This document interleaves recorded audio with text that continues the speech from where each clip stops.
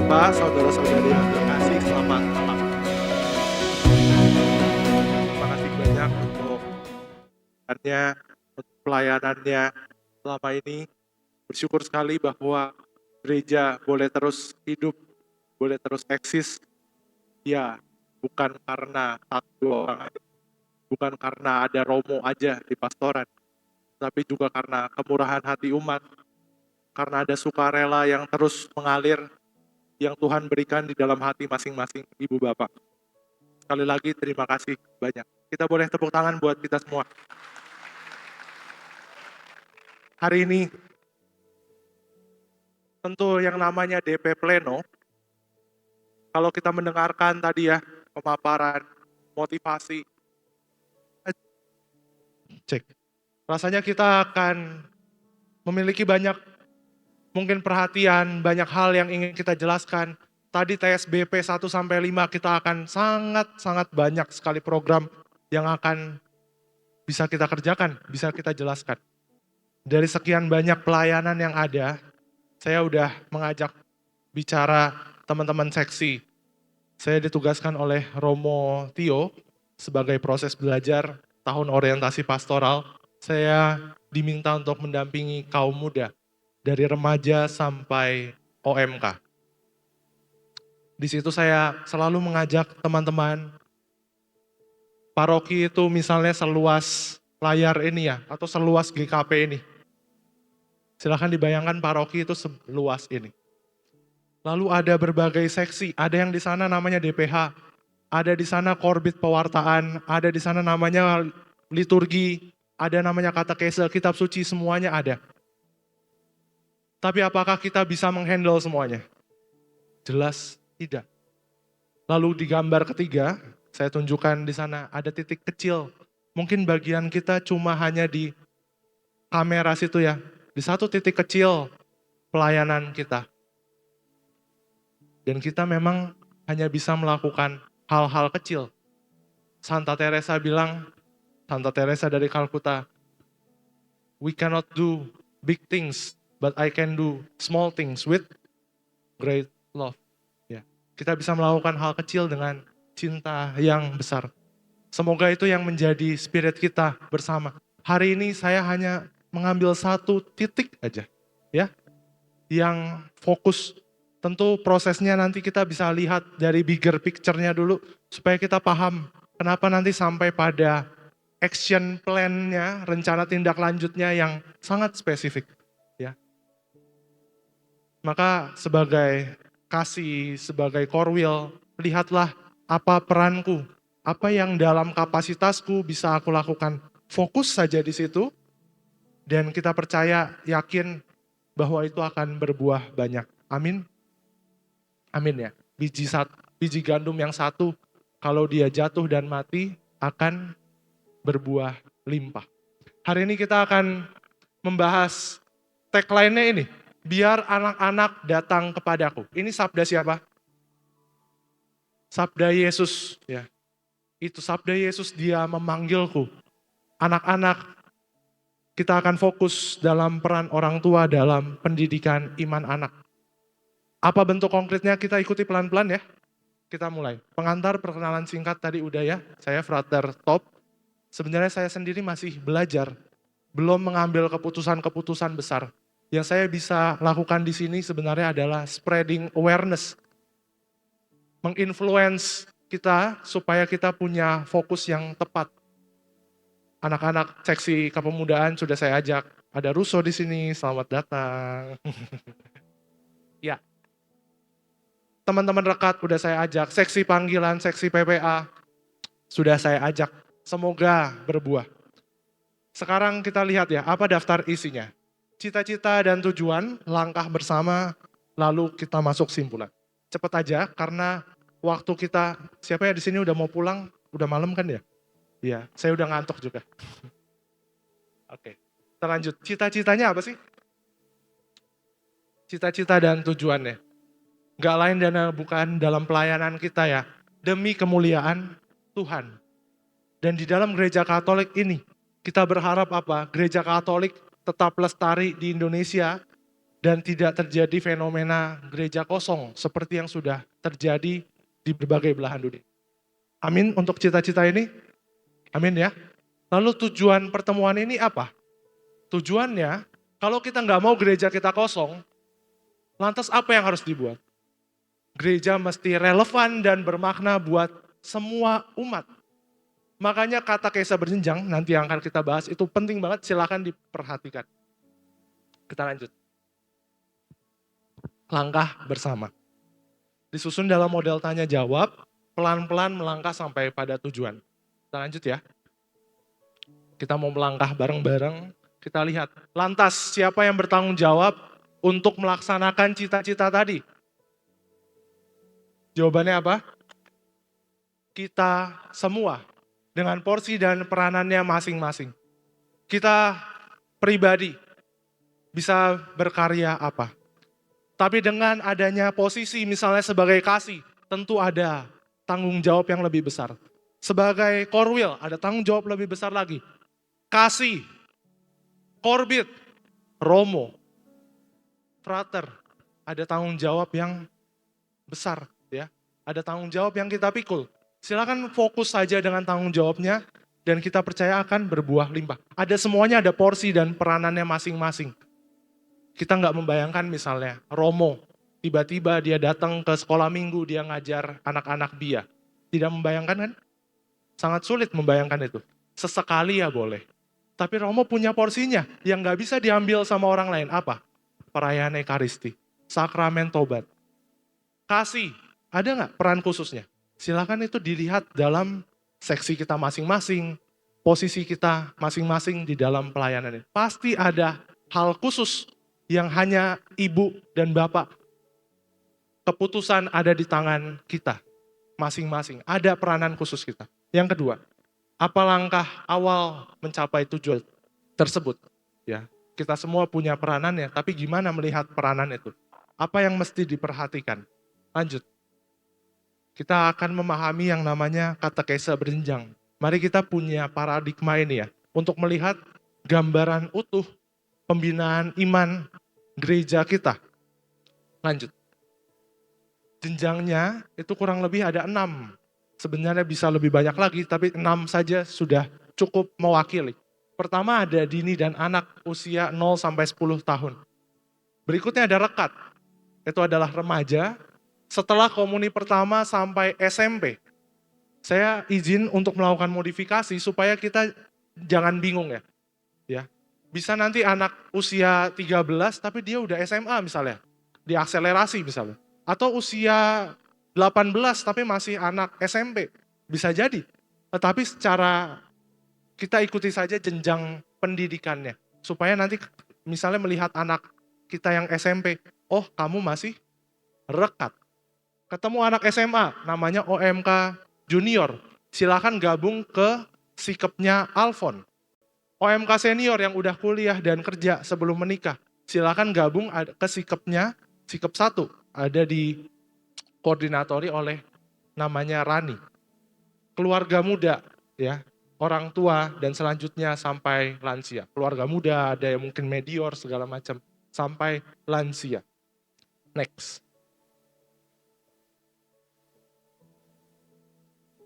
Ini gambarannya, tahap-tahapannya. Kita lanjut aja. Ada perubahan nama. Tadi kita mungkin agak bingung dengan yang namanya dia dan rekat. Kenapa ini sangat penting?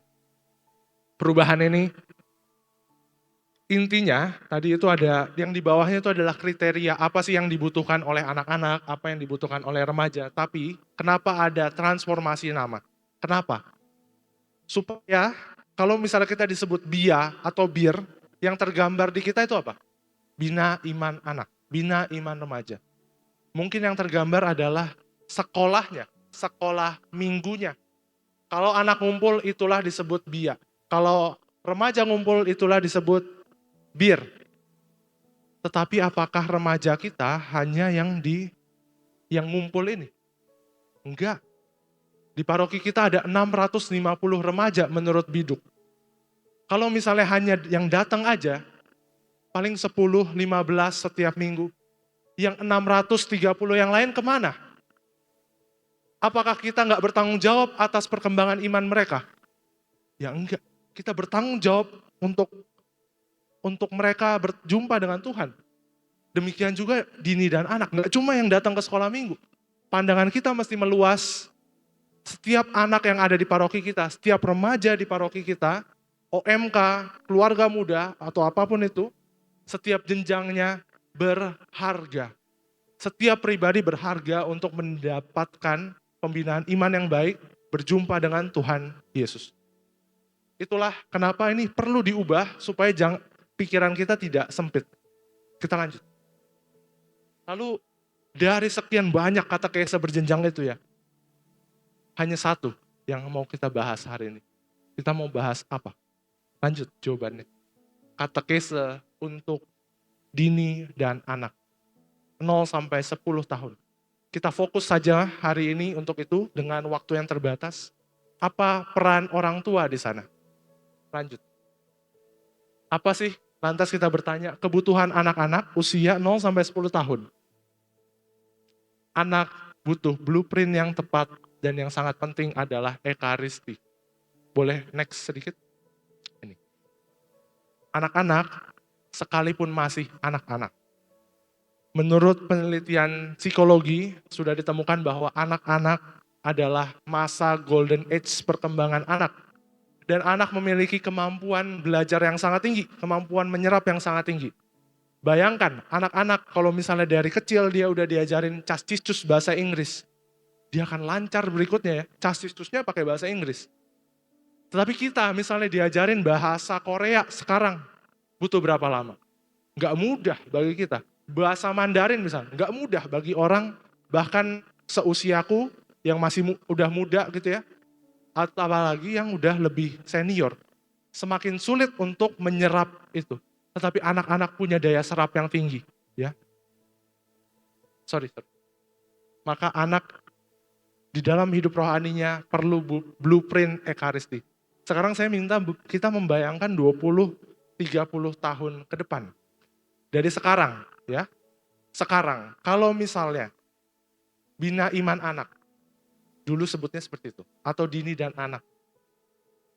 Ada blueprint yang keliru, ya.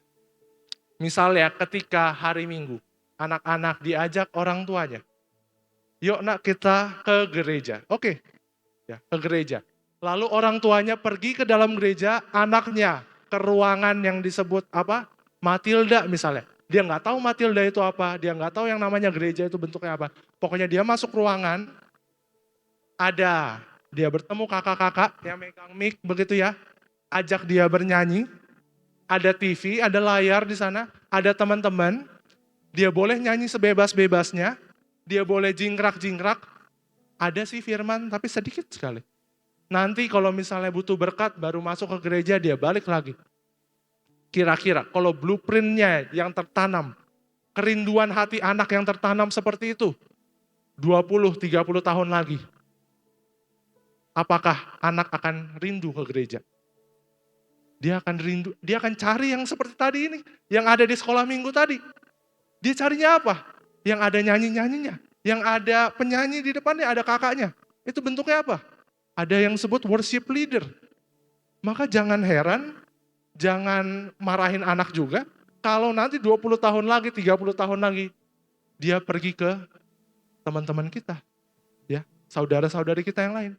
Dia cari yang namanya misalnya JPCC, dia cari yang namanya Mega Church, yang memang melayani kerinduan hati mereka. Ya, mereka merasa itulah yang disebut ibadah.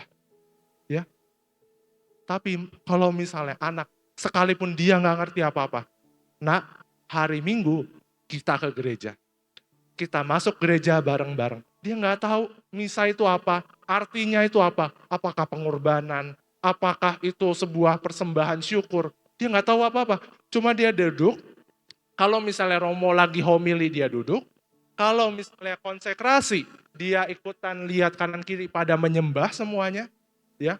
Dia lihat Romonya pakai kasula warna-warni kadang-kadang, ada yang hijau, ada yang merah, ada petugas liturgi yang lain. Itulah blueprint yang tercetak. Maka ketika 20-30 tahun ke depan, apa yang dia alami? Sekalipun dia jauh dari gereja, dia akan punya, kayaknya biasanya dulu hari Minggu tuh aku ke suatu tempat, ada ibadah yang sangat kusyuk itu. Apa? Sekalipun dia mengalami kekosongan, dia akan kembali lagi ke gereja. Dia akan kembali lagi ke Ekaristi yang saat kecil memang sudah tertanam di lubuk hatinya yang paling dalam. Itulah kenapa anak sangat butuh Ekaristi. Dia nggak butuh yang aneh-aneh gitu ya. Ekaristi. Ajak anak-anak ikut Ekaristi. Maka kita lihat ya. Kita lihat lanjutnya. Sekarang terkait ada ungkapan baru ini. Apakah tepat dia kembali ke lingkungan? Kita lanjut. Sebelum menyatakan tepat atau tidak, yang bisa kita gali adalah semangat dasarnya apa sih? Semangat dasarnya ini, bahwa pendidikan iman anak adalah tanggung jawab orang tua. Itu nggak bisa dipungkiri, karena anak, kita lanjut ya, kenapa sih dia jadi tanggung jawab orang tua? Next. Ya. Pertama, posisi lingkungan itu adalah sebagai alternatif, ya, alternatif. Jangan sampai jadikan beban. Misalnya di lingkungan itu memang nggak ada anak-anak yang usia 0 sampai 10 tahun. Yang ngapain diadain, ya. Malah jadi harus nyari fasilitator, harus nyari kakak pembina, harus ada budget yang keluar segala macam. Maka sesuaikan aja dengan konteksnya. Kalau bisa, kalau mau, paroki mendukung.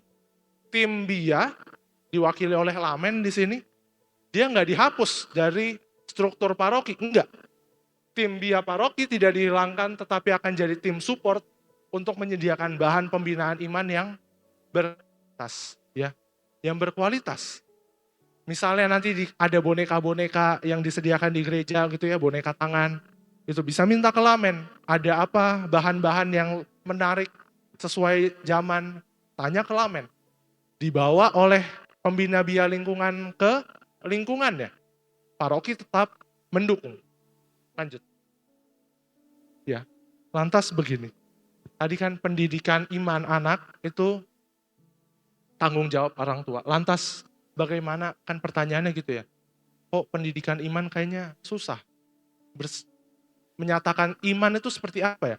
Saya punya bekal teologi, saya nggak punya bekal katekese. Lantas gimana mendidik anak saya?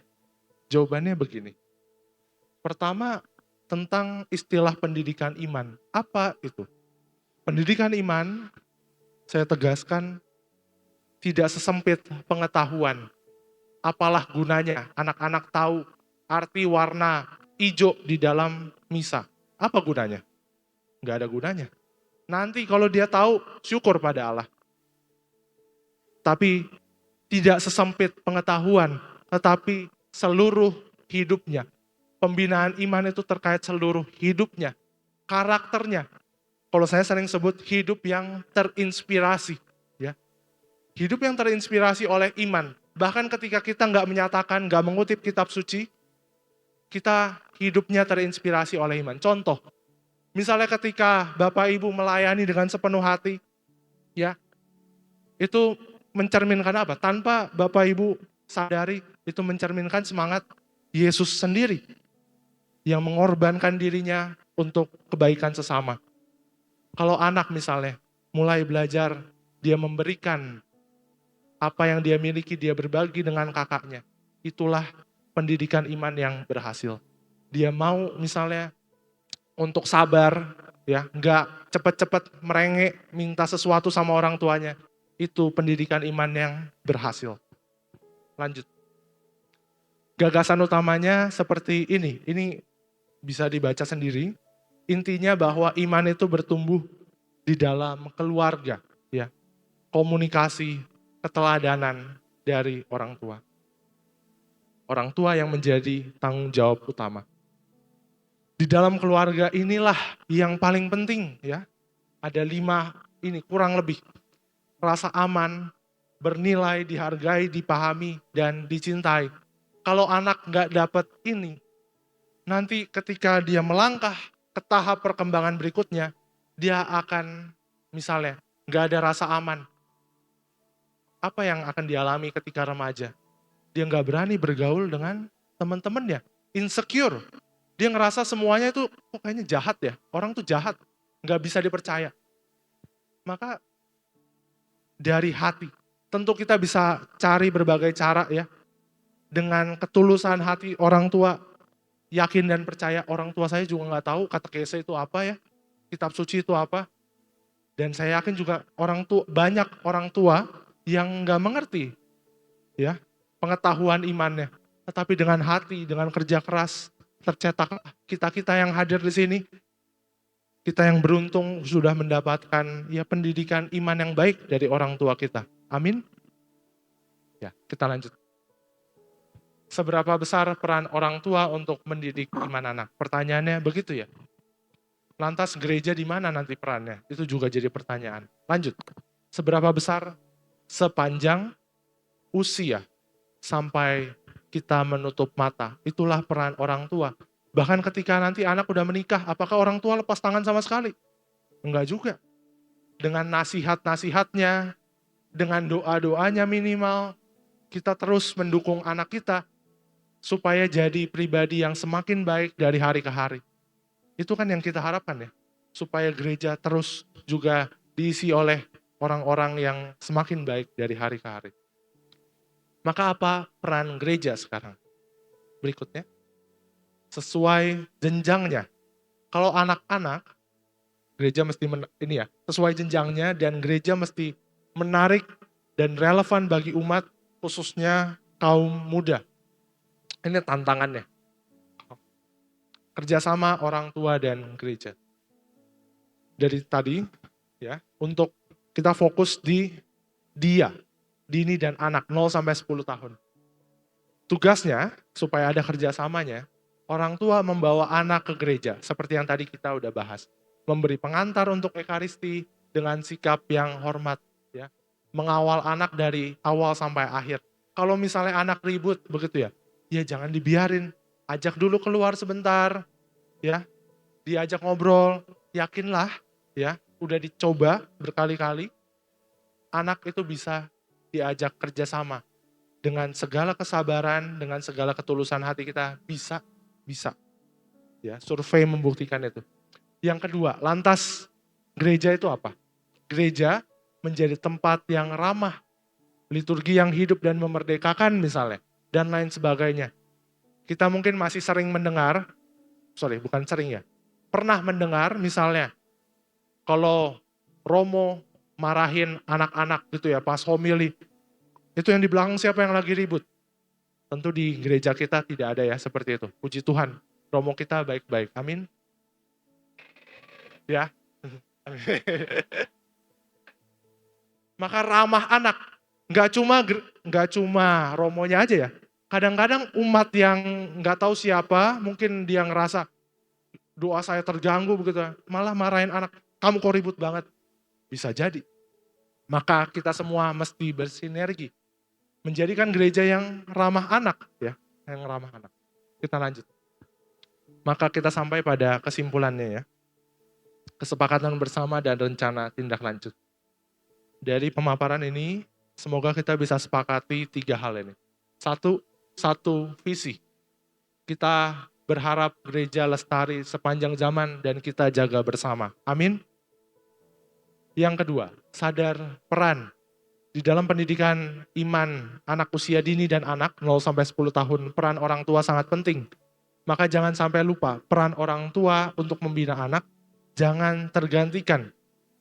Dan sangat sulit tergantikan ya, kecuali memang tiba-tiba sudah kedua orang tua sudah tidak ada, sudah berpulang, ya pasti harus ada penggantinya.